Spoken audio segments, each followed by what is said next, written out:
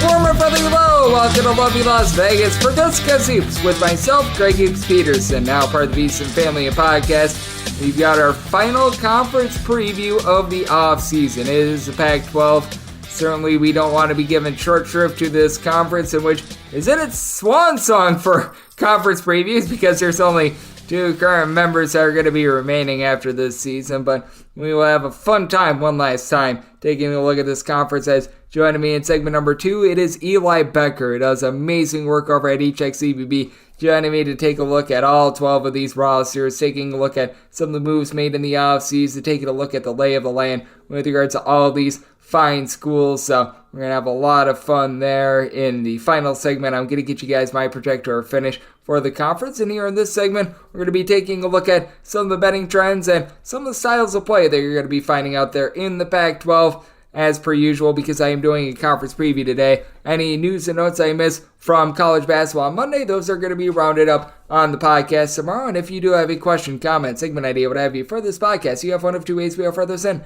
First one is my Twitter/X timeline at JNN_D1. Keep in mind, letters CM, name does not matter. As per usual, please send these into the timeline. Other ways, find an Apple Podcast review. If you rate this podcast 5 stars, it is very much appreciated. From there, you're able to fire in whatever you'd like to hear on this podcast via that 5-star review. And that should do for the formalities. Let's get down to business, and let's take a look at a Pac-12 that historically has been very, very top-heavy. We have seen it time and time again. Typically, you've got like a big four. Recently, it's been USC, Arizona, UCLA, along with Oregon. From time to time, you take one of these teams out of the fold and you insert someone like a Cal like 6 or 7 years ago, back before they hired on Mark Fox. They were a relatively competitive team, while USC was on a little bit in the very early days of Andy Enfield. But that has really been the calling card for this conference. But I do think that things might be ironing out just a little bit more. You certainly had some slugs and some teams that they just weren't able to get it going last year. You saw that with Cal 3 when Cal was just absolutely terrible. But they made, in my opinion, one of the best coaching moves in the offseason, hiring on Mark Madsen. And then you got the teams that sort of stuck at coach. Mike Hopkins led Washington to being 8-12 in the conference last year. Apparently that was good enough for him to be able to say Stanford under Jared Haas is still looking for their first NCAA tournament appearance under him. They won 7-13 in the conference, 14-19 overall, and he still has a job. How he has a job, I have said this on the podcast many, many times for those that listen to it. I have no idea, but here's Stanford, trotting him back out there once again this year, in Oregon State, riding the coattails of that just magical Elite 8 run. They went 5-15 within the conference last year, yet Wayne Tinkle still has a job. You also saw Colorado be 8-12 within the conference, and then Utah was sort of middling at 10-10, really had a bit of a collapse towards back half of the season last year. Arizona State, Washington State, they both went 11-9 within the conference, and then you had a tie for second between USC and Arizona going 14-6. Oregon was at 12-8, another non-NCAA tournament appearance for them due to a rough non-conference, and then UCLA ran this conference at 18-2, but UCLA having to replace 4 other top 5 scorers from last year, so that's not going to be too tremendous. And this is a conference that they do feature quite a few styles of play. Like with Arizona, they have really brought an up-tempo brand with hiring on Tommy Lloyd. Arizona 24th in the country with regards to possessions per game. You don't really see anyone else get quite that crazy, as Arizona State was a team that they were playing a little bit more up-tempo in their first few seasons under the tutelage of Mr. Bobby Hurley, but they have since throttled it back. They were more around 100th in the country with regards to possessions per game last year. You did see Cal playing one of the slowest paces in all of college basketball last year, but I do expect that to change, because with the hiring of Mark Madsen, his Utah Valley team was number 23 in the country with regards to total possessions per game. So I do think that we're going to be seeing them turn over a little bit of a new leaf. And what you find in this conference is oftentimes the teams that they just don't have a lot of offensive talent, they are the teams that they play a little bit more slowly. Washington State certainly was a little bit more of a methodical bunch last year, 337th in the country with regards to total possessions per game. Washington was a little bit more of an up-tempo team in their own right, 85th in the country. And then for Colorado, they were just above 100th with regards to total possessions per game. But in non-conference play, they were like a top 40 team with regards to total possessions per game. And then they just shrank way down with regards to their tempo. Stanford is a relatively slow team as well. And then you have like Oregon, who is 261st in the country in terms of total possessions per game. We have seen USC be, for the most part, a relatively mid-tempo team over the last few seasons. UCLA, certainly a team that has been throttling it back, 240th with regards to total possessions per game. USC was 152nd, and Utah was more around 248th last season as well. So you have been seeing a lot of these teams playing quite a bit more slowly, and with this conference, just not necessarily a lot of pop from three-point range for a lot of these schools. You did see Arizona ranked 17th in the country with regards to three-point shooting percentage, and you saw some very funky splits for Utah. They shot about 36% from three at home. They shot 30.1% from distance on the road, and just given the way that the conference is, with having Utah and Colorado, you are going to find some pretty demonstrative home and road splits with regards to a few of these teams that are at elevation. Colorado was certainly one of them. They shot just 278th in the country in terms of three-point shooting percentage at 32.2%, so that was a little bit brutal for them. Oregon was was all over the place as well, with Oregon in terms of three-point shooting percentage. They were 287th. Oregon State 294th with this regard as well. So a lot of rough shooting teams in this conference, but a lot of teams that they were able to step up on defense. Obviously, you had a team like Cal that they didn't play much offense, they didn't play much defense, they didn't do anything well. You had Oregon State. They didn't play much offense, they didn't play much defense, they really didn't do anything well either. But UCLA, number 3 in the country with regards to points allowed on a per possession basis, they were really the high watermark team with that regard. But Utah, 18th in the country in terms of points allowed on a per possession basis. Cal, I think, should be much better as well, because they bring in Mark Madsen. Madsen led Utah Valley to actually being number 27 in the country in terms of points allowed on a per possession basis. Colorado, they were 36th in this category as well. Arizona State, they were 48th, and over the last few years, they've really been able to up their defense under Bobby Hurley. USC, 56th in the country with this regard, so you had a lot of relatively solid defenses. You obviously had your supreme one with UCLA, and then Oregon, they were in their own right. They were right around 76th in the country in terms of points allowed on a per possession basis as well. So all in all, some solid defense, not necessarily super duper beastly, but certainly more than formidable. And then if you take a look at some of the betting trends that you are going to be finding in this conference, I was laying it out a little bit before. You're going to be finding some funkier home and road splits because of the two schools in Colorado and Utah that play at elevation. When they play at elevation, typically they have a nice advantage. When they don't play at elevation, typically they have a little bit of a disadvantage, though last season it was actually Washington State who really dominated at home, 10-4 against the spread at home. Meanwhile, you had Cal that went 5-12 against the spread at home. Arizona State, they went 5-10 against the spread at home. And interestingly, Colorado, 8-10 against the spread at home. You did see Utah go 9-8-1 against the spread at home. But if you look historically, and we're going to go from the 2017-18 season on, Colorado 41-36 against the spread at home. Utah more around 39-35-2 against the spread at home. So I do think that more of those historical markers are going to be able to restore themselves. And the biggest thing with regards to those teams at elevation is that while they typically cover a few more games than they don't at home, what really happens is that they're just bad on the road. Utah on the road, 4-7 against the spread. Colorado, 3-7-1 against the spread on the road. And if you want to take it from the 2018-19 season on, Utah, 19-33-2 against the spread on the road. Colorado, 23-34-1 against the spread on the road. Both of these teams hitting sub 41% on the road since the beginning part of the 2018-19 season. So that's really where those home and road splits do apply in. I mean, for a lot of the other Pac-12 teams, not that they're amazing on the road, but they're not bad. Like Washington went 7-3-1 against the spread on the road. UCLA, Stanford, along with USC, they all either went 6-4 or 6-4-1 against the spread on the road. Even Cal went 6-6 against the spread on the road. So I do think that that's always something that you want to highlight. And with regards to the way that you took a look at favorites and underdogs within the conference, underdogs didn't necessarily have the world's greatest time with it, because you did have some more dead underdogs. Stanford went 8-9 against the spread as an underdog. Cal went 12-13 against the spread with this regard. Utah 4-8-1 against the spread.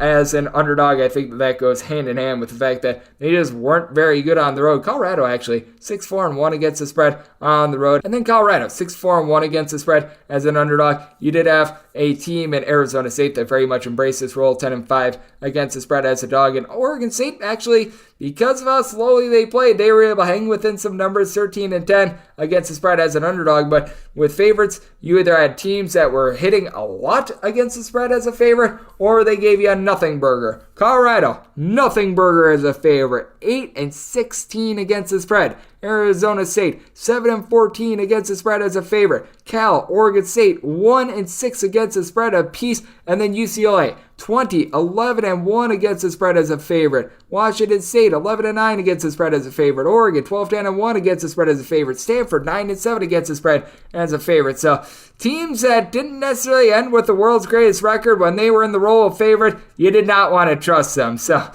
little bit of simple intuition there. And if you're taking a look from a totals perspective as well, I was letting you know this was a little bit of a slower conference, and that very much goes through with regards to the over/under rate, as you actually did have, with regards to the Pac-12, only 5 more teams played more unders than overs. You had one team that was dead 500. Oregon played 18 overs and 18 unders. And then you had a lot of teams that they played one more over than under last year. USC, Arizona, Arizona State, UCLA, all in that both. Stanford, they had 19 overs of 14 unders. Washington, 19 overs, 12 unders, and a push for them as well. So I do think that is something to be able to focus in on. And if you take a look at what happened during conference play, you did see a lot of these teams that they were looking to slow it down a little bit more in comparison to non-conference play, really be able to cash you some tickets to the under. Washington State, 13 unders to 9 overs with conference play. UCLA, 14 unders, 9 overs. Oregon State, 13 unders, 8 overs. Colorado, 14 unders, 8 overs. Utah, 14 unders, 7 overs. You notice in the Pac-12, there's a lot of teams that they play a little bit more quickly out of conference, and then in conference, they slow things down quite a bit. So I do think that this is going to be a very fascinating conference, a swan song for the Pac-12, and who better to do that swan song with than our good friend Eli Boettger. He is the founder of eCheckCBB, does a great job taking a look at the game of college basketball, and we're going to be running through all 12 of these rosters, all 12 of these teams in general with him next, right here on Coast Soups with myself, Greg Eaps Peterson, now a part of the Decent Family Podcast, Pac-12 Conference Preview Edition. Sports Betting Innovative Analytics has taken the guesswork and emotion out of sports betting to bring you an innovative and trustworthy resource to enhance your journey to becoming a winning player. With industry-leading money-back guarantee options backed by their sophisticated modeling, they want to introduce you to a system that's not widely seen or available to help you beat the bookmaker. Specializing in NBA, college basketball, and WNBA, your first week is always free. Get started at SBIA1.com today. Everybody love you, Las Vegas. For Coast Soups with myself, Greg Eaps Peterson, now part of the Decent Family Podcast. This is the Pac-12 Conference Preview Edition, and it is great to be joined by this man as Eli Boettger. He does such terrific work over at eCheckCBB. He is the founder of that wonderful organization, taking a look at the game of college basketball. He and so many others at the network did such a great job getting you guys set for the upcoming season with the Almanac. I know that he is very hard at work taking a look at these West Coast teams and all things college basketball, getting prepared for the upcoming season, and he's able to be found on Twitter/X over at Boettger_Eli. That last name is spelled Boettger. And for eCheckCBB, we'll follow him at easy enough, eCheckCBB all together. And Eli, always great to get you aboard. Thank you. Absolutely, Greg. I really appreciate you having me on as always, and really feels like this past week with Top 25 coming out and Ken Palm coming out and everything like that, it really feels like we're getting close to the start of the season. So I'm looking forward to it and always appreciate the opportunity to hop on and chat. Oh, I always appreciate you joining me. And Eli, let's take a look at the Pac-12 for the last time in its current formation. Next year, it's going to be a very, very short preview because right now we've got 2 teams currently remaining in the Pac-12. And let's highlight one of those teams because I just find it very hard to not put Oregon State dead last in this conference. I really feel like they're sort of paying the toll, for lack of a better term, with that Elite Eight run, because we know that Wayne Tinkle was a little bit on the hot seat prior to that. They make that absolutely massive run. He gets a contract extension. That team was based around a lot of assistant coaches and head coaches' kids, and now they're all gone. They haven't been able to recruit well ever since then. They didn't bring in much via the transfer portal. I like Jordan Pope, but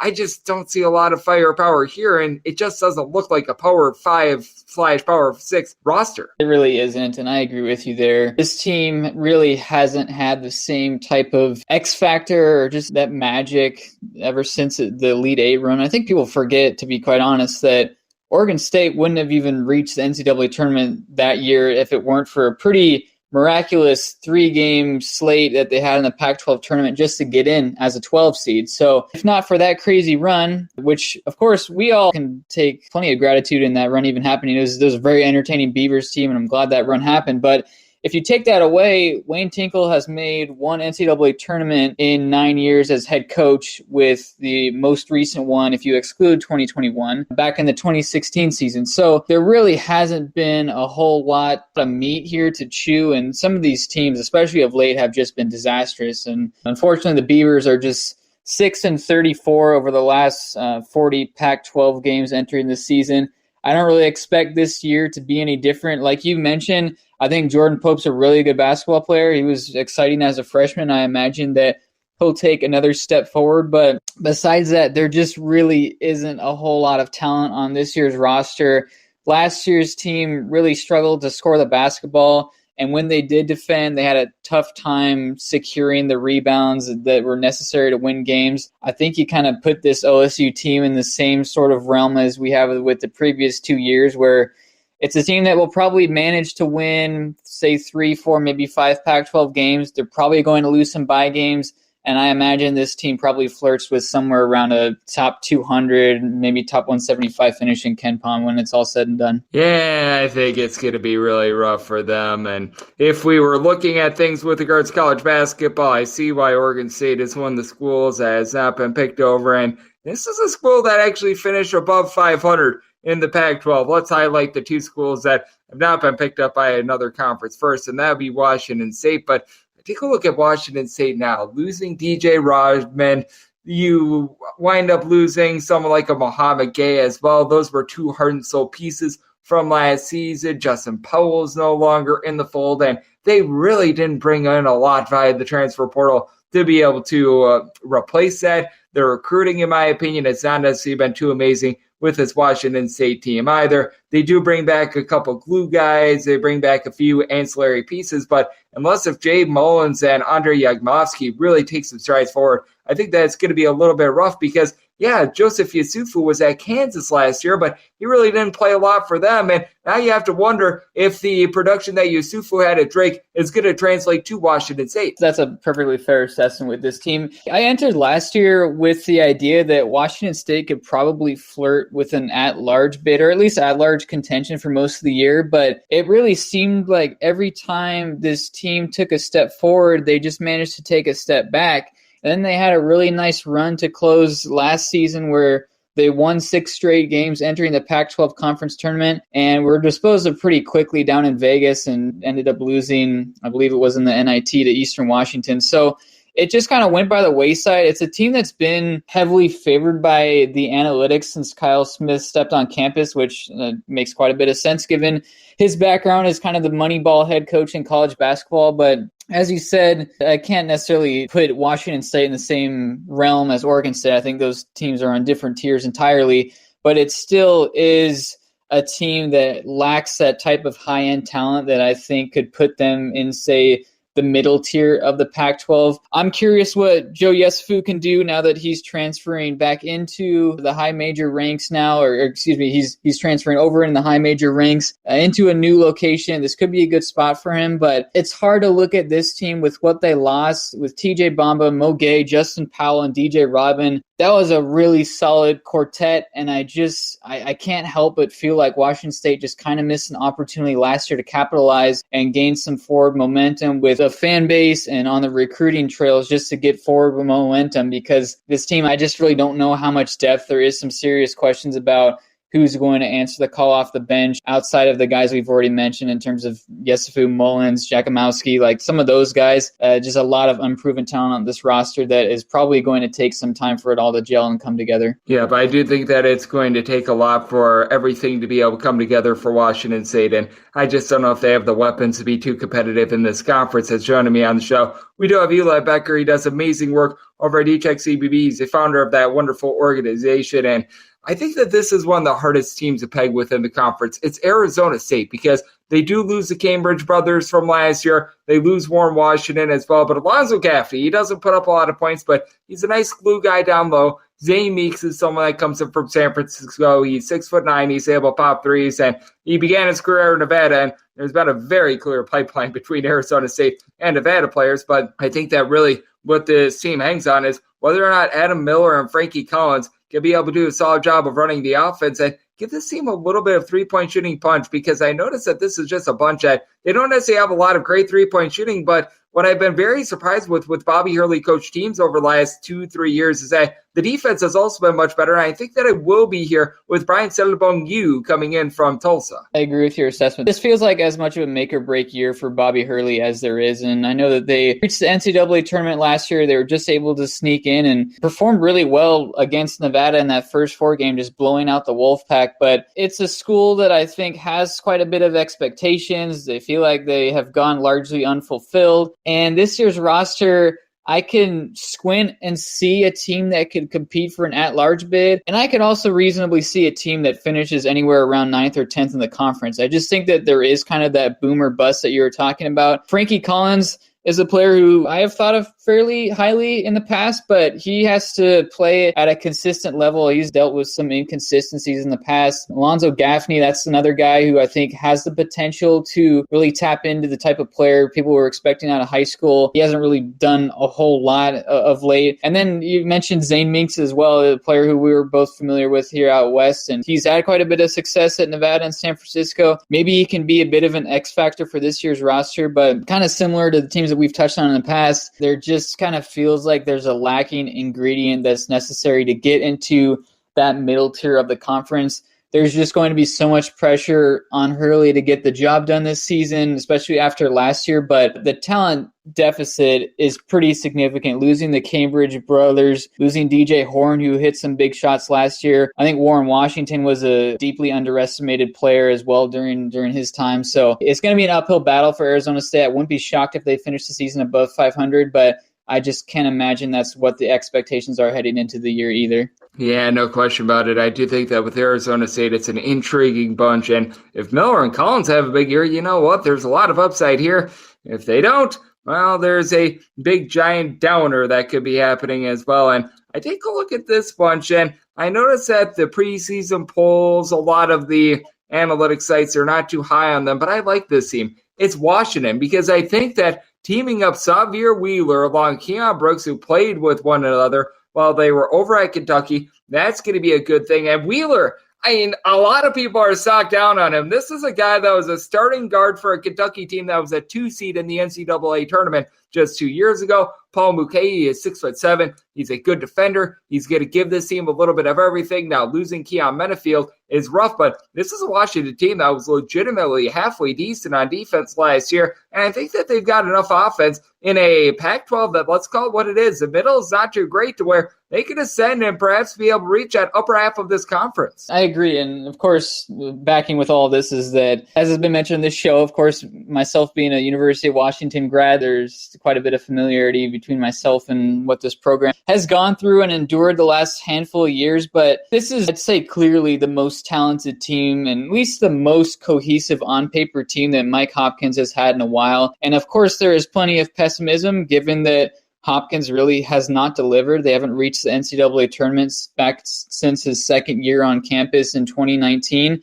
But I don't think many people could have expected that UW would lose Keon Minifield and arguably get a better pure point guard. Obviously, the upside isn't as high. Xavier Wheeler isn't really much of a scorer. I think Minifield's got quite a bit of scoring pedigree and will continue to do so throughout his career. But this is one of the best table setters and floor leaders in America. And to add him to a roster that has really struggled offensively, especially shooting the basketball and getting good looks in recent years, that could be a significantly underrated transfer addition in the market this year. I think adding Paul Mulcahy really adds a shot-making presence on a UW roster that has shot really poorly the past couple of seasons. We bring back Braxton Mia, who was a bit of a breakout player last year, who shot over 70% from the floor. I could see UW reasonably contending for an at-large bid.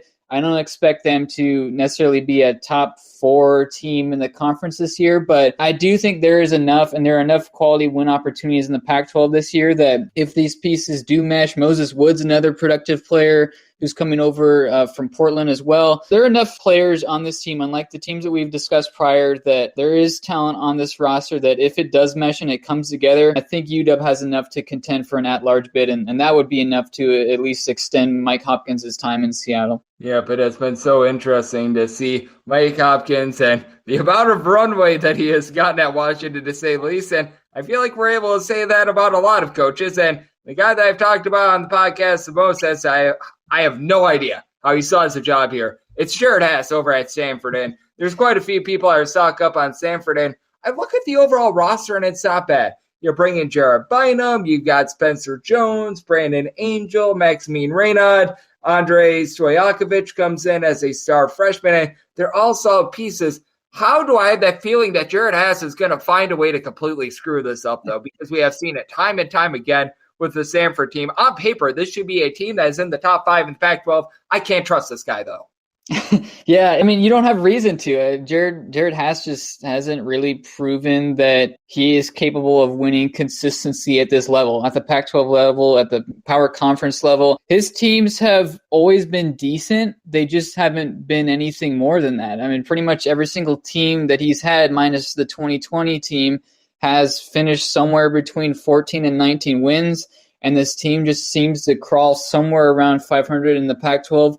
No matter who's on the roster, because they've had plenty of 5-stars, if you can even believe it, at Stanford. They've had plenty of 5-stars who have rolled their way through Stanford in recent years, and it just hasn't really amounted to much more. I feel like Jared Bynum is a pretty underestimated transfer addition. I really like what he did at Providence this past season, and just guided the Friars to a magnificent year. And he's a very underestimated point guard who does a lot of quality things from that position. Michael Jones and Spencer Jones as well should be pretty impact guys on the wing. But I just don't know about the front court. I just don't think that it's proven enough, and I don't know if these guys are going to be up to the task as far as defending some of the better scorers in this conference. And realistically, Stanford can't be another sub-150 defense if they hope to improve this season. It's really been one thing or the other. We've seen Jared Hass have a top 10 defense. We've seen Jared Hass have a top 30 offenses and a sub-150 defense. One end or the other just hasn't been great. And so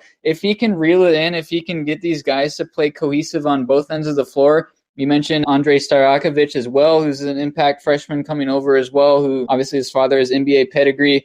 I'm intrigued, but I'm just not overly optimistic. And given what Jared Hass has done so far in his Stanford tenure, I think that's a pretty reasonable position to be in at this point. Oh, absolutely, because with the Stanford team, the talent, in my opinion, is some of the best in the conference. But again, I feel like we've got the same question marks. Can Jared Hass actually win? Because he's gotten good recruits time and time again. He's not been able to utilize them the best. And then I take a look at this bunch, and I think that this is an interesting team as well, and it's Oregon, because Oregon was able to really build themselves up 6-7 years ago, back when they made that Final Four run, because they had the secret sauce. Nobody else was utilizing the transfer portal. Ever since everyone else has been utilizing the transfer portal, we've seen a little bit of a downfall for Oregon. And for Oregon, they actually went the freshman from, bringing in guys like Mookie Cook along with Kawami Evans Jr. I mean, these are solid freshmen. They really didn't bring in much sans Kerry Oquendo in the transfer portal. And I sort of question how he's going to fit in with this offense. As Oregon, they've got talented players like N'Faly Dante, Jermaine Cuisinart.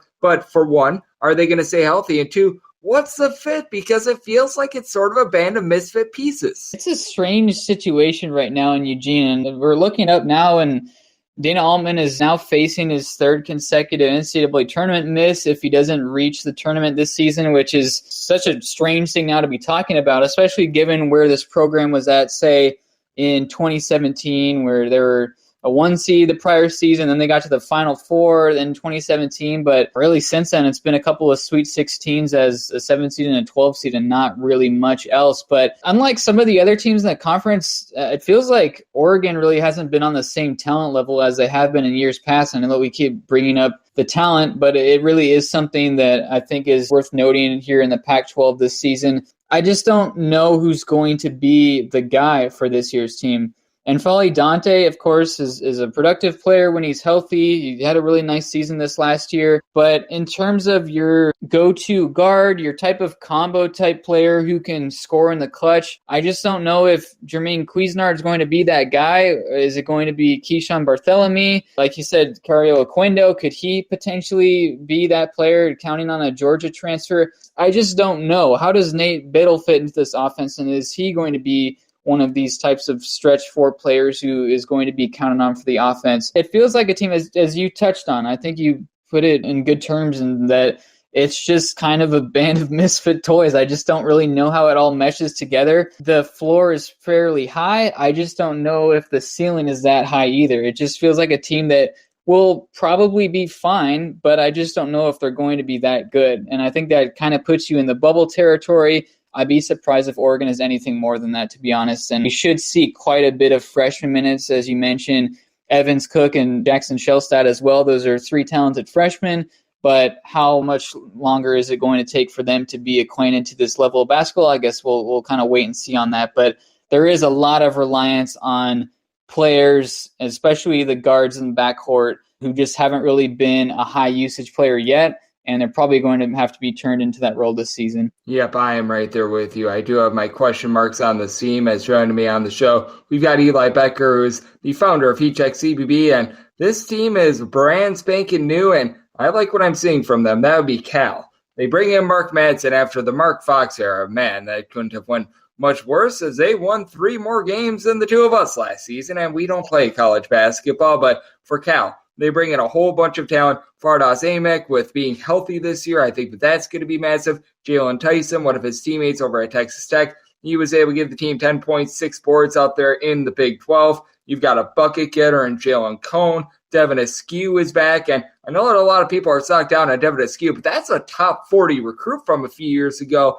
Jalen Sestine, he returns from last year as well. I like this group from Mark Madsen, and I don't know if they're going to crack the top half of the conference, but certainly when you've got the likes of Oregon State and company in this conference, I think that there is a lot of room for Cal to improve, and I think that this could be one of those teams that really rises up the standings. I don't know if there has ever been so much hype for a 3-win team in the past, but it feels justified. It really does. And Mark Madsen, he did a wonderful job over in his previous tenure at Utah Valley. He turned a top 30 defense in at a WAC school. That's pretty darn impressive. And it's no disrespect to the WAC, but you look at how some of these metrics work. That's a very impressive number. So we know that Mark Madsen can really coach, and there's quite a bit of pieces on this year's roster. I love Jalen Cone. I've always been impressed with him. He kind of feels like a different version of Max Asmus to a certain extent, a small guard who can really hit from everywhere. He's got plenty of speed. I mean, there are some serious talents on this year's roster. Jalen Tyson's another guy.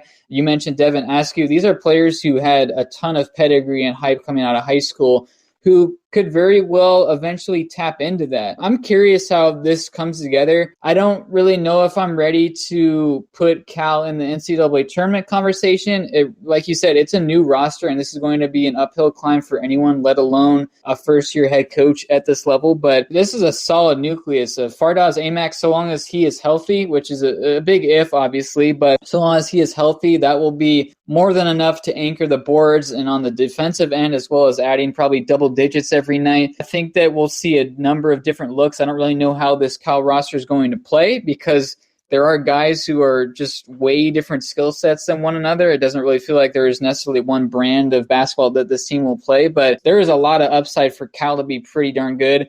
especially now looking in the rearview mirror at the likes of, say, Oregon State, Washington State, even Arizona State probably. I'm hard-pressed to pick any of those teams over this Cal roster, at least given what we see on paper and what we know out of these players and what they've done in the past. I like this Cal roster. I do think that Mark Madsen is a rock-solid coach and lots of upside there. And when it comes to this bunch, they ran the Pac-12 last year, but now it feels like it's a meta mystery. As UCLA, they bring back Adam Bona, who I like what he's able to do down low. He is really the only of their top 5 scorers that returns from last year. They're going to be looking to Lazar Stefanovic, who comes in from within the conference, to be able to drain some threes for the team, but they really went the international route. They've got guys like Dylan Andrews, Will McClendon, former top 100 recruits that really just didn't see a lot of minutes. They're going to need to step up as well. I feel like with UCLA and how highly they're picked, and I can't necessarily blame a lot of people, it's pretty much in Mick Cronin we trust, and I do trust in Mick Cronin to keep this team in the top 3, top 4 within the conference. Certainly, I do think that there's going to be a pretty big fall-off with all the new pieces from a season ago. There really is. And losing really your core that have led the recent resurgence of UCLA basketball and Jaime Jaquez and Tiger Campbell, I don't really think it gets any bigger than that. And then even losing some of the guys who were probably always going to be in the NBA conversation, but losing Jalen Clark and Amari Bailey, if either one of those two had returned to this UCLA roster, I think the Bruins would probably be looking at probably closer to a top 2 finish than maybe a top 4 finish in the league. I just have questions about who's going to be that go-to scorer. You mentioned Lazar Stefanovic, who's transferring over and has the familiarity within the conference. That helps, and we know that he is a knockdown scorer, but beyond that, I just don't know. Adam Bona down low, he's going to be kind of their featured post presence this season, and will probably do it at a much higher usage rate, so there's quite a bit of weight on his shoulders. Dylan Andrews, I think, is a reasonable breakout contender. He could be a very solid and serviceable guard moving forward and could very well develop into,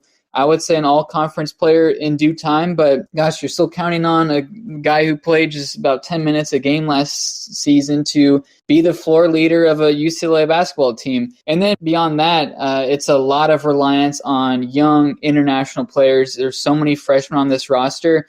So all of that to say, I don't think UCLA is in jeopardy of missing the tournament necessarily. There's still quite a few guys on this roster who could certainly produce at a high level, but you're counting on a lot of new faces, guys who are not familiar with this level of basketball. I don't think UCLA will be bad, but I just have a hard time imagining that they have the same type of upside that they've had in years past. And I know that that's to be expected out of a team that lost the pieces that they did, but I think that this is more so turning the page to what should be a really good 24-25 team, and that's probably the focus right now moving forward. Yep, I agree with you. Lots of young pieces, lots of guys that just in general don't have a lot of experience. I think that there's upside here, but at the same time, I do think that it might take them a little bit of time in order for them to be able to find their footing. And when I take a look at this bunch, they do bring back a lot from last year, and that's Colorado. With Colorado, by the way, I thought it was so interesting because they were one of the most up-tempo teams in the country out of conference. In conference, they really slowed things down. So I'm curious to see what we get tempo-wise out of this team. But you bring back Tristan De Silva, KJ Simpson, pair of guys that were able to give you right around 16 points per contest.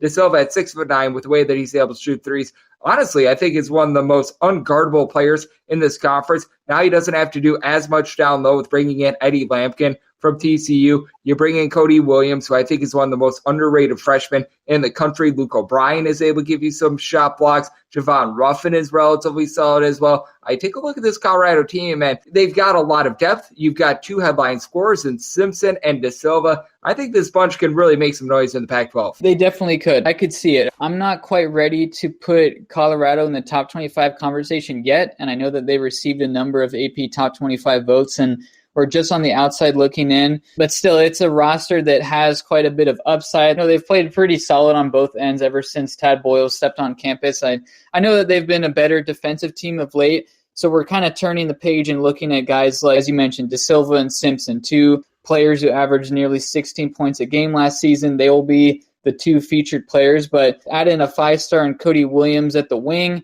That's a huge addition. And then also down low, I feel like Eddie Lampkin has kind of flown under the radar, and Colorado's had a lot of success with the type of bully ball number 5s. Of course, turned the attention to Evan Batty, who's been there a long, long time and will go down as a Colorado legend, who's just that menacing presence down low who did some of the little things. Eddie Lampkin has played in some very big games in his career and has delivered at a very high level. And I know the 2022 NCAA tournament was kind of his breakout moment. If he can tap into that, and I know last year was kind of a lost season in many ways for him, but if he can tap into that, then I think Colorado has some serious scoring pop with Simpson, De Silva, and most likely Williams. And then they've got their kind of back to the basket rim presence on both ends in Eddie Lampkin, as well as some intriguing guys, both freshmen and also some experience off the bench. So I'm not necessarily going to put Colorado in as a second weekend team. I think they could probably contend with the top 3 finish in the Pac-12. I think that the Buffaloes team could be good in due time. Curious how this roster is going to play into Williams' strengths, because that is a pretty significant presence that you have to make room for, especially with 2 massive returning scorers. But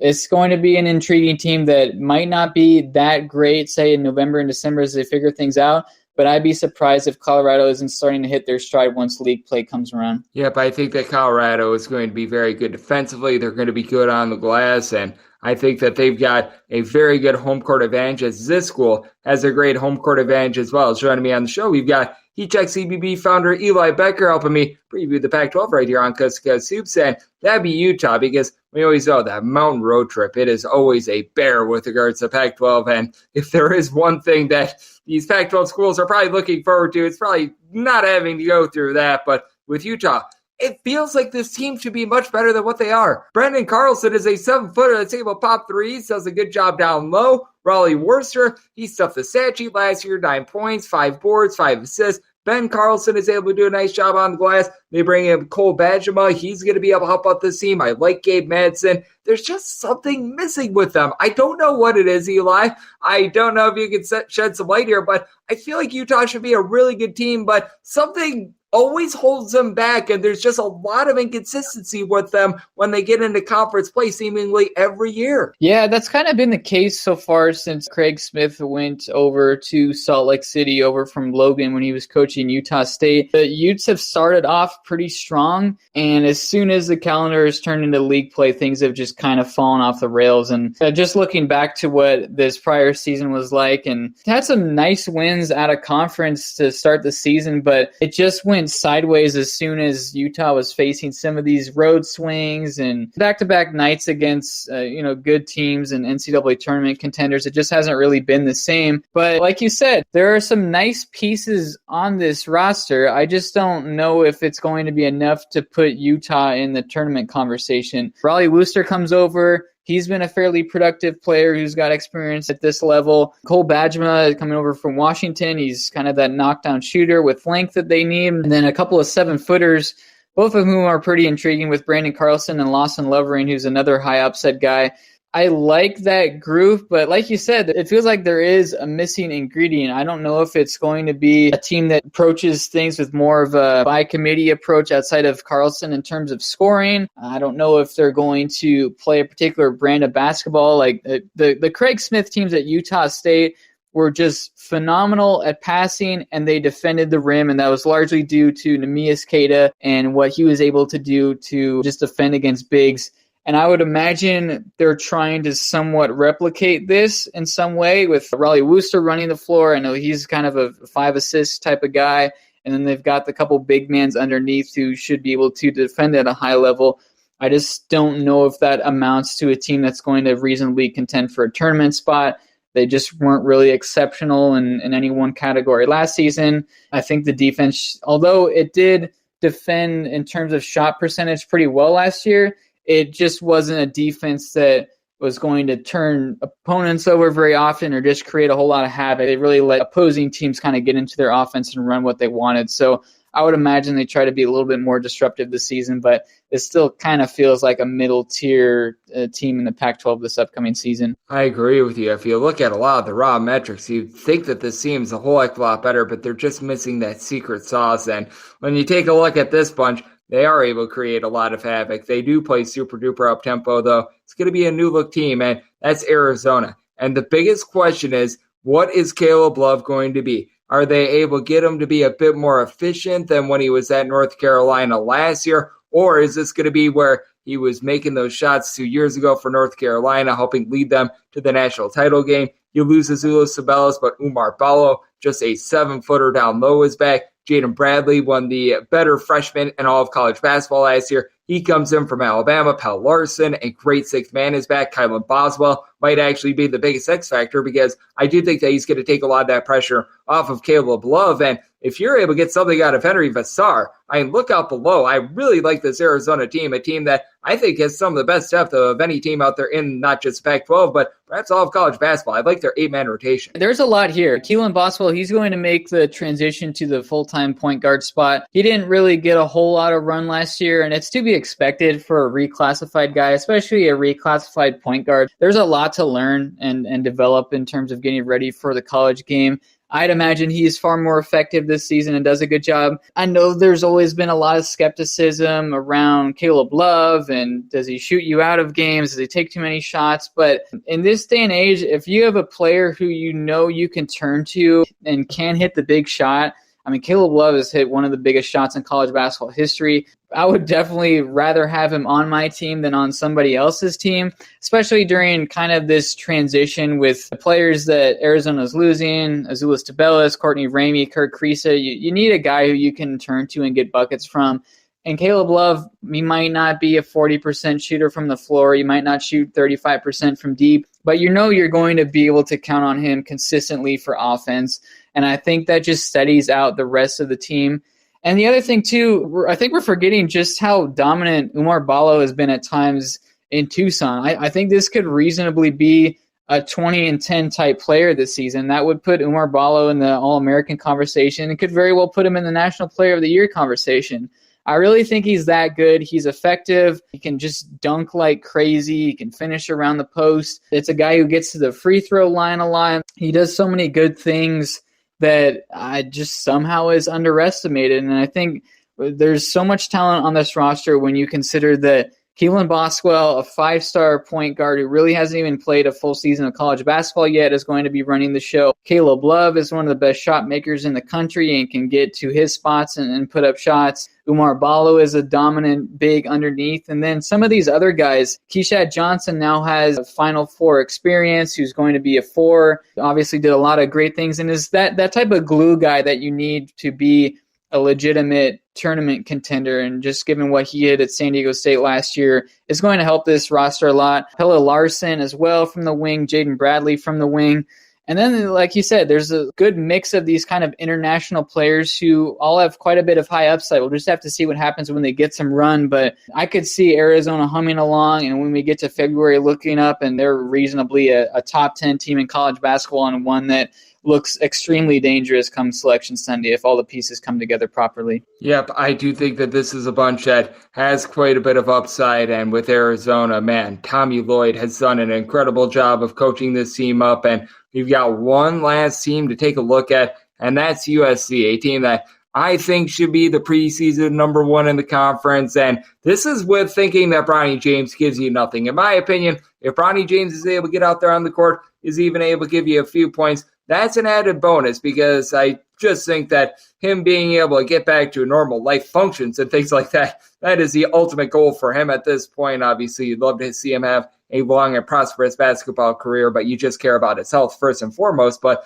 when it comes to the team, bringing in Isaiah Collier was absolutely massive. I think that he and Boogie Ellis make such a good 1-2 punch out there in the backcourt. You've got Joshua Morgan, who is such a good shot blocker. Now Vincent Iwuchukwu, he himself had that cardiac arrest issue last season. He was able to get a few minutes towards the back half of the season. Now he's got a clean bill of health. He should be a menace down low. You bring in DJ Rodman from Washington State. Kobe Johnson was very underrated and was very good towards the back half of the season last year. I really like this USC team, and I think that they should be the top dogs in the Pac-12 this year. I was hoping we would disagree a little bit on some of these picks, but it feels like we're pretty online with a lot of this, as we usually are. But I like USC as well. This backcourt is just tremendous, and the upside there is just fantastic with Isaiah Collier and with Boogie Ellis already being an established college basketball player. Isaiah Collier could reasonably be one of the top picks in the NBA draft next season. So those two together, if nothing else, will be extremely fun to watch. Adding DJ Rodman over from Washington State, he was a very productive player in this conference already. I think the X factor is going to be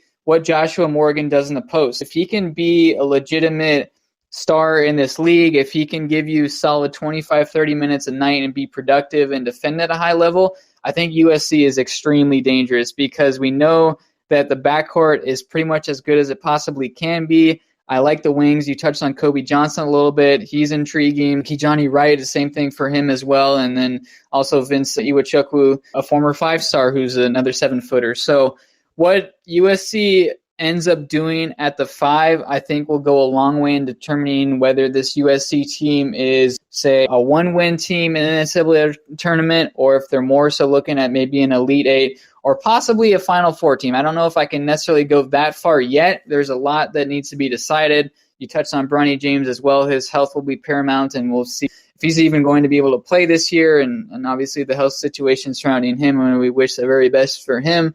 But with arguably one of the best backcourts in the country, with some really nice pieces on the wing, there's a lot to like about USC, and I think there's quite a bit of established scoring pop on this team. And if they just get enough out of the defensive end, we know what Enfield has done from the defensive side. Some of his best teams have been these types of rosters that have that menacing big man and a guy who can turn away shots. If they can get that out of the 5 position, USC could be very, very dangerous this upcoming season. Yeah, but I think that this team has a whole bunch of upside, and I think that they are in for a tremendous year. And who else is in for a tremendous year? Heat Check CBB. All of you guys over there do an amazing job.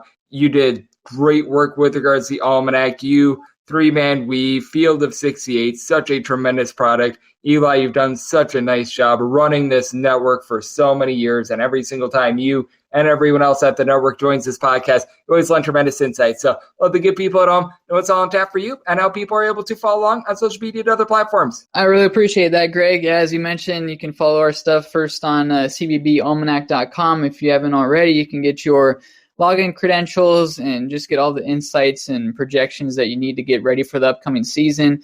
We have plenty of good stuff on the way at heatcheckcbb.com. We'll be doing our preseason predictions, plenty of features and interviews with players and coaches coming up, and all sorts of goodies to get everybody ready for the upcoming season. So plenty of content to be expected out of these next 3 weeks, and we're just inching closer and closer to the start to the new season. So we're just really excited and really pumped about getting new content up on the website and previewing this upcoming season, which should be a really good one. It should be an absolutely amazing year. And Eli, he does tremendous work over at HeatCheck CBB. Every single time he joins this podcast, he lends tremendous insights, and did so once again today for the swan song of the Pac-12 in its current formation. As Eli, he did a great job breaking down all these teams. And coming up next right here on Coast to Coast Hoops, for one last time, I give you my projector finish for all 12 teams out here in the Pac-12 right here on Coast to Coast Hoops, now part of the VSiN family of podcasts.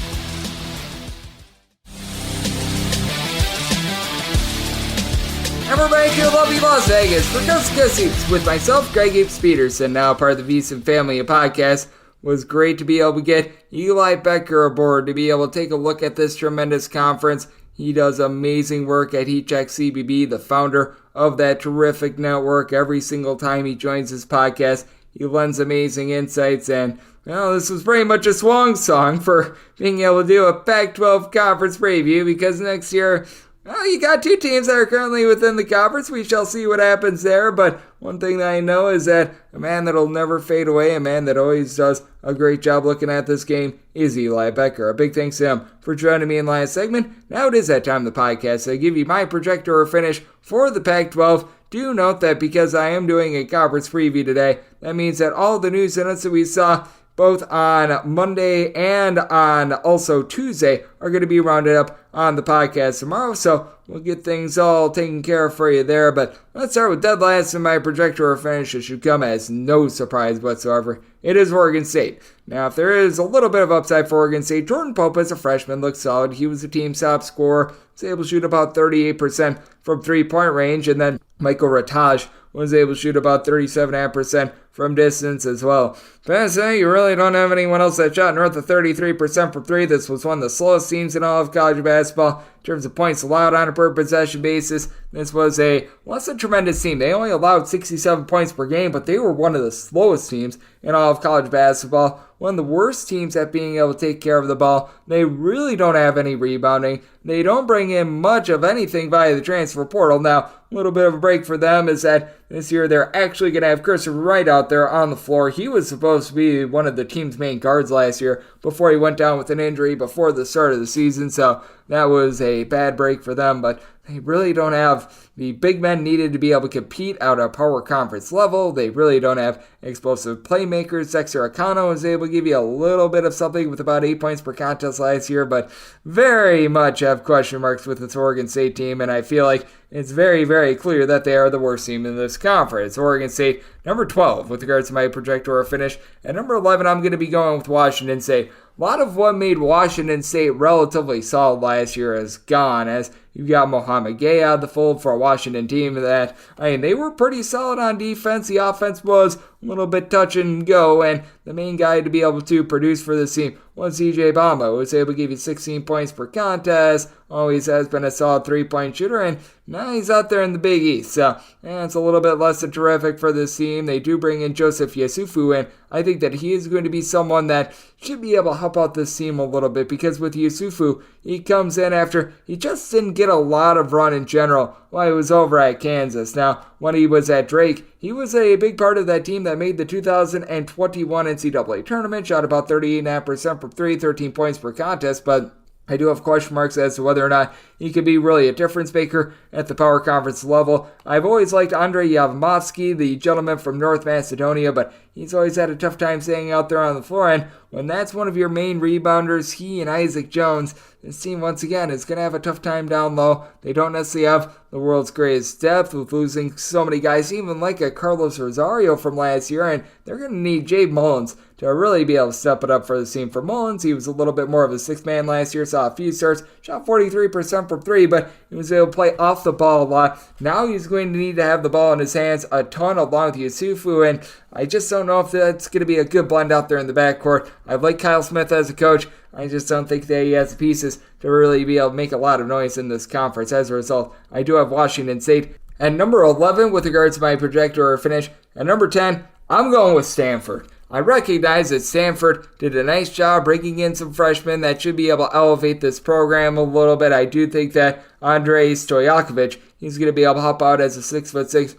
do-it-all sort of player. But with Stanford, it always just feels like they're out of sorts and they're just so incredibly inconsistent. Year in and year out, they've had a tough time being able to take care of the ball, and we actually did see Harrison Ingram step up towards the back half of last season. A former top 25 recruit, it was always up and down with him. He was able to play a little bit better, and that's why Stanford was a little bit more respectable in the Pac-12 towards the back half of the season. You are going to be having Spencer Jones back in. I like the way that he was able to play towards the back half of the season, was able to register overall for the campaign about 14 points per contest, while being able to make right around about 38-39% of his threes. And you can tell that towards the back half of the season, he was able to elevate a little bit as well. I really feel like post-Christmas, he was able to get things going a little bit more. His final 21 games of the season, shot 43% from three-point range, was able to contribute 16 points, 5 boards, a little bit over a steal per contest, and then you do have Michael Jones, who's back in the fold as well.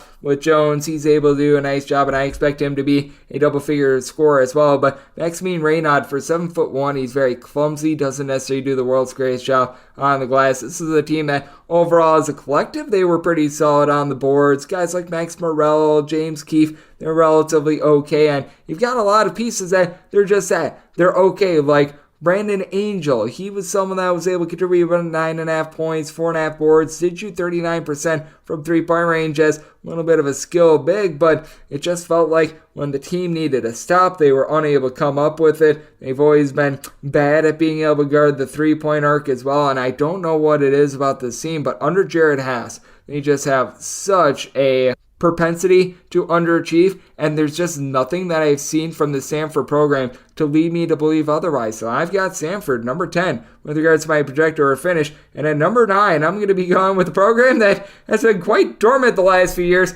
in Cal. Now, with Cal, they have completely turned things over, and I think that Mr. Mark Madsen is going to be able to get things online. I do think that for Cal, this could be a team that, if things go completely right for them, they could find themselves on the NCAA bubble. I know that sounds relatively ridiculous, but with bringing back Devin Askew, who, when he was out there on the floor, he was able to do an okay job of being able to facilitate 15.5 points, right around 3 assists per contest. I just feel like he was being coached by someone at Mark Fox that had absolutely no idea whatsoever how to utilize his talent. Now he's under the tutelage of an absolute genius in Mark Madsen. It's complete night and day there. But on top of that, you're bringing a pair of guys from Texas Tech. Fardaws Amick, Jalen Tyson. Tyson last year was able to put in there about 10.5 points, in the neighborhood about 6 rebounds per contest, shot 40% from three-point range. Really like his skill set. And for Imac, he just wasn't able to be fully healthy last season. If you go back to what he did 2 seasons ago, his last year playing under Mark Madsen, he was one of the best players in really mid-major college basketball. 19 points, 13.5 boards, a little bit over a block while shooting 43.5% from 3 at 6'11". Jalen Cone was a bucket getter when he was at Northern Arizona a few seasons ago. This is a guy that should be able to elevate this team. And heck, when he was at Virginia Tech at a power conference level, he was putting in there about 8 to 9 points per game. Jalen Celestine, he's able to give you a little bit of facilitation as well. He should be in a little bit more of a backup role, able to elevate as well. Keontae Kennedy is in about his 27th year of college basketball. He's been there, done that at 6'5". He's able to pop some threes as well. Mark Madsen knows what that key is doing. He has done a great job of being able to instill defense. He's got someone in Devin Askew that I know that a lot of people have skewed lower on him, but he was someone that coming out of high school was a very highly touted recruit, and I do think that he is going to be able to find his footing with a coach that knows what that key's doing. I've got Cal, number 9, with regards to my projector or finish. At number 8, I'm going to be going with Arizona State. With Arizona State, they do have Alonzo Gaffney back down low, but I do think that the loss of Warren Washington is going to be tough. They bring in Brian Sedabungu, who he was over at Tulsa last season, who was able to put in their 7 to 8 rebounds per game, but let's call it is. Someone need to get rebounds for that team, so he was pretty much the designated rebounder on a team that just completely stunk, so I do wonder how he's going to be able to translate to this level. But I do take a look at a guy like a Malachi Davis, and I do think that there's real upside for him. I think that he's going to be able to come in and going to be able to make some nice contributions for this team. Frankie Collins, Adam Miller, these are higher volume scorers. I can't say that either of these guys are necessarily the most efficient in the world, but Collins does a good job of being able to dole out the ball, so I think that that's going to be rock solid. And then Zay Meeks at 6'9" is able to pop some threes, but I do have some question marks down low. You're bringing someone like a Kamari Land, so I think he can make some contributions. And with Arizona State, I don't know if I quite see the same level of defense from this team, and I do see a team that has some deficiencies with regards to their overall efficiency, their overall three-point shooting. So I do think that Arizona State probably going to be finding themselves once again on the bubble. Myself and Curtis Rogers, who joins this podcast quite a bit, have a lot of jokes about this team just time and time again going to Dayton, and Arizona State might be back at Dayton this year. I've got Arizona State number 8 with regards to my projector or finish. At number 7, I'm going to be going with Utah. With Utah, the biggest thing that they've got is Braden Carlson. At 7 feet tall, Brandon Carlson was able to put up 16 points, 7.5 boards, was able to shoot in the mid-30s from three-point range. This guy is absolutely awesome. The question is, what are you going to be able to get from the rest of Utah? Because Utah had some very demonstrative home and road splits with regards to their offense as well. Ben Carlson at 6'9" is someone I like. He's able to pound the glass. Raleigh Worcester, he is able to do a good job of being able to dish out the ball. But for Utah, just all about can they play on the road, because it felt like they had a really good home court advantage, and this team was good with regards to their defense. They were a top 25 team with regards to opponents' three-point shooting percentage and overall field goal shooting percentage. They were able to lock you down. You just need someone other than Carlson that is able to put the ball in the basket. Gabe Madsen is going to be a big part of this team once again. Shot about 37% from three-point range, but what I think is going to be so key for Utah, just having someone try to take the load a little bit off of Worcester in the backcourt. Maybe that's a Davion Smith who comes in from the ACC. Maybe you get Hunter Erickson to be able to give you a few more minutes as well, but the team really needs that because I do think that the pieces are here for the team to be relatively solid. They just need to put it together on the offensive side of things because on defense they're good. This team does a nice job of rebounding by committee. Heck, Worcester last year was able to put up about 8.5 points, 5 rebounds, 5 assists per contest, so I like what he's able to bring to the table there. And for the love of Pete, can this team generate a turnover as well? He only forced about 10 turnovers per game last season as well, so I do think that that is going to be a key for Utah, but I do think that they have the pieces to be a pretty solid Pac-12 team. I've got Utah at number 7 with regards to my projector or finish. I think a lot of people are going to disagree here, but at number 6, I'm going to be going with Oregon.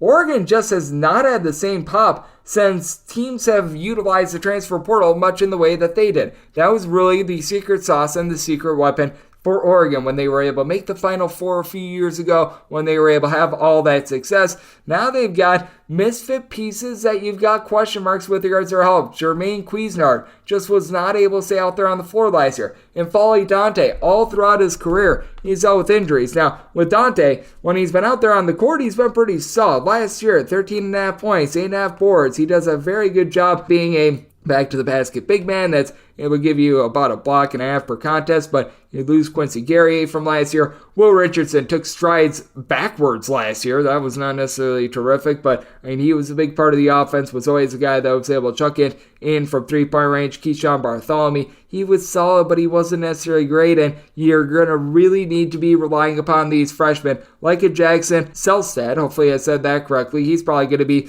having the ball in his hands quite a bit to be able to take the load off of Jermaine Cuisinart. Kawami Evans Jr., someone that at 6'9", I like his overall game. And Kerry Oquendo, I mean, a double-figure score at Georgia, but I don't think that he's going to be quite that productive here with Oregon just because while he was over at Georgia, he was one of those guys that was a high-usage guy, and it didn't necessarily go well for him. I think that they're going to try to be able to put him in more advantageous spots. Maybe his point total goes down, but his shooting production and his shooting percentages go up as well. Just feels like an Oregon team that has a bunch of misfit pieces, and they were supposed to get Devin Cambridge in the transfer portal as well. He decided at the last second that he was not going to be going there, and instead is at Texas Tech, which that, in my opinion, was a big loss for an Oregon team that if you don't get what you're expecting out of the freshmen, this is really a team that doesn't have a lot of depth out there in the backcourt. So with Oregon, I did put them at number 6 with regards to my projector or finish.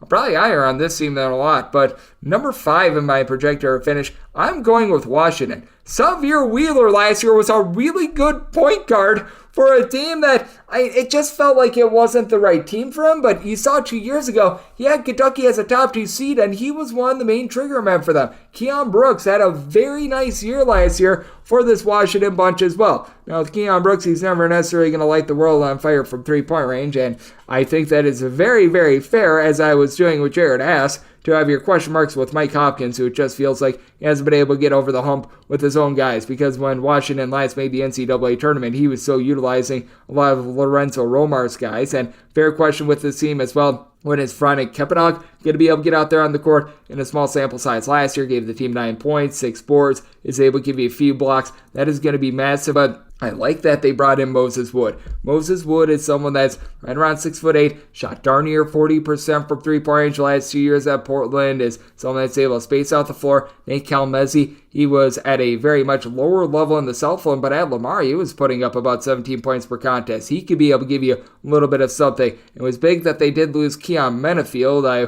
would have liked to see much more if they would have had him out there, but you've got a 7'1" gentleman in Braxton Maya who's able to do a nice job of being able to clobber things down low. So if you're able to get Maya along with Kepanog playing in tandem, I really think that you're looking at something down low. I think overall this is a backcourt that is going to be just fine. Corian Johnson, in a small sample size last year as a freshman, was able to give you about 7 points per contest. He's capable of being able to dole out the ball a little bit as well. I don't necessarily think that he's going to be a difference maker. And with Paul Mulcahy, Mr. Whole is greater than the sum of its parts, Mr. Guy that just makes winning plays coming in, he's probably going to see a little bit of a drop with regards to his minutes, but I did like what I saw when he actually got minutes last season as well. And with Mulcahy, I think that he's just such a good glue guy. He's going to give you a steal and a half per contest. He's going to give you a few assists. He does a good job on defense. He'll probably give you about 10 points per contest. this is a Washington team that I don't think that they're going to be rambunctious on offense, but I really think that this is going to be Mike Hopkins' best defensive team yet, and that's going to, in my opinion, get them pretty competitive in the Pac-12. I've got them number 5 with regards to my projector finish.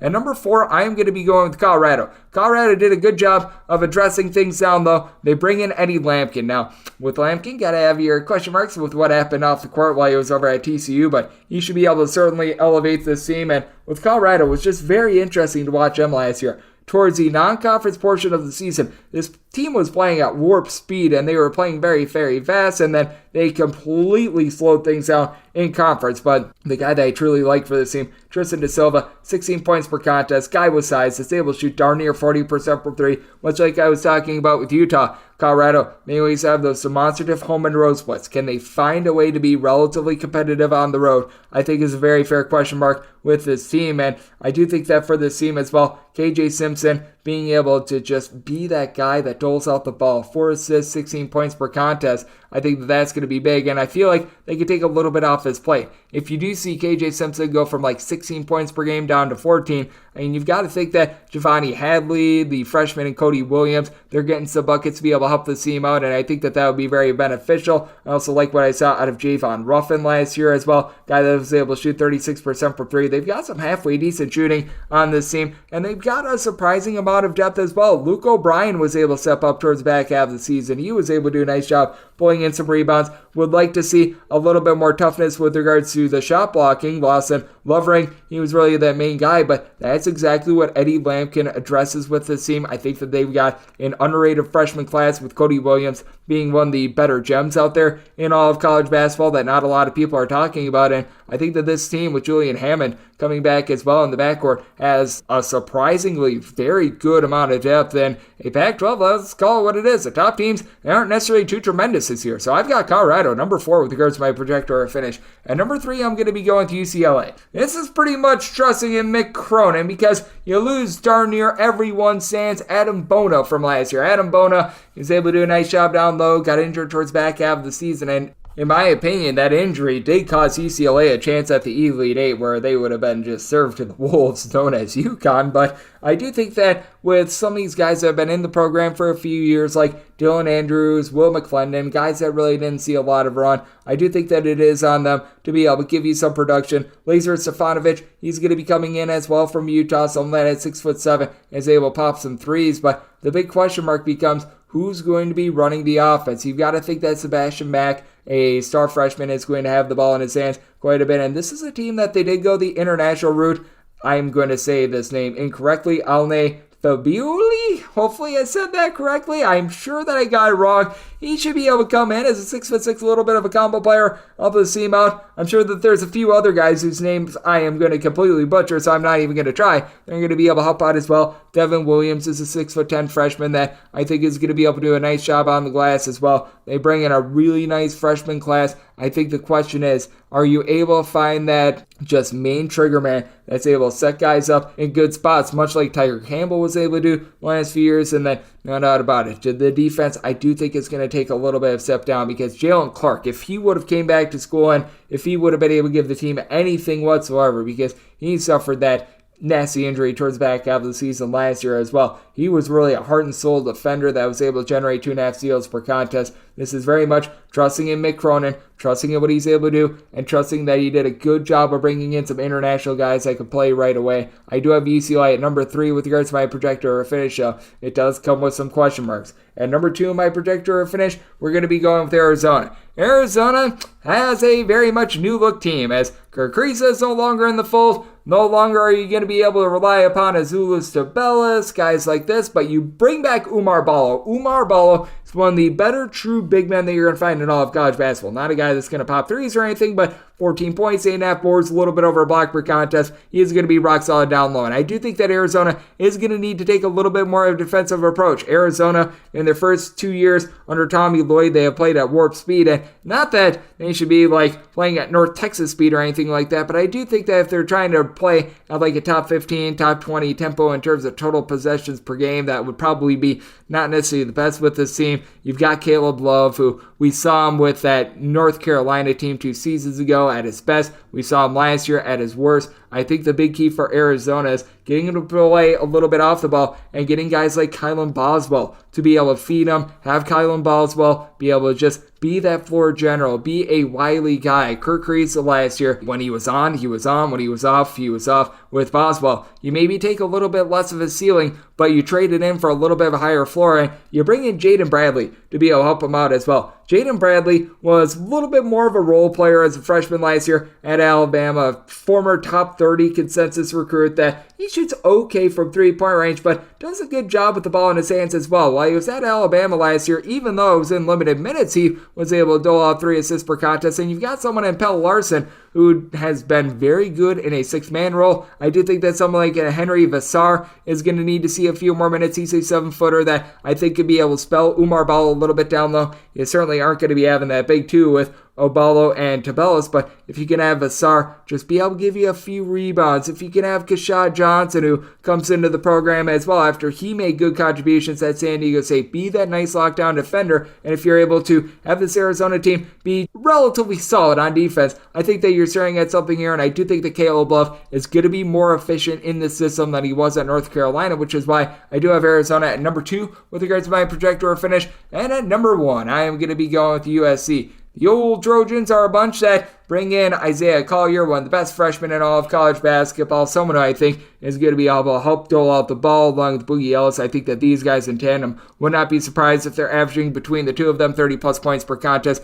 Neither of them I would consider to necessarily be that traditional point guard that is doling out like 6-7 assists per contest or anything like that, but they're both able to do a relatively solid job of being able to pop some threes. They're both willing passers, and I think that that is going to be working very well with this team in terms of a little bit of a 1-2 punch down low. You've got Vincent Iwuchukwu, who should be good to go this season after last year. He was obviously dealing with some health things, but you've also got Joshua Morgan to be able to help him out as well. And Joshua Morgan, when he was really seeing run, was able to get right around 2.5 blocks per contest last year. You bring in someone in 6'6" DJ Turn It Up Rodman. He's able to do a solid job on the boards. He has good lineage with that regard, but also is able to pop some threes as well. I don't know if you get anything whatsoever out of Bronny James, but this is with assuming that Bronny James plays limited/no minutes at all. So if you're able to get anything out of him, that's a nice little bit of an upgrade. And Kobe Johnson is someone that I looked at towards the back half of last year and was very impressed by him as well. I felt like he went a little bit under the radar with some of his contributions. He was a Pac-12 all-defensive player that still was able to shoot solid from three-point range. Shot about 36% from three-point range, so didn't necessarily light the world on fire, but from February 4th on, last 11 games of the season, shot about 36.5% from three-point range, 5 boards, 2.5 steals, 12.5 points per contest. He really came into his own, and I do think that with USC, they are being well coached by Andy Enfield. I do think that this team is once again going to be one of the best in all of college basketball with regards to opponent 2-point shooting percentage. That has been one of the main calling cards for this team, but they've lacked a little bit of outside 3-point shooting defense as well. I think that with having Ellis back for another year, with Kobe Johnson, all the strides that he made on defense, bringing in DJ Rodman, guys like this, that'll be a little bit better, and that will allow USC to be able to take the conference. I've got USC number 1 with regards to my projector or finish, and now wrap things up for the Pac-12 Conference Preview Edition right here on Coach Good Soups, now part of the VSiN family of podcasts.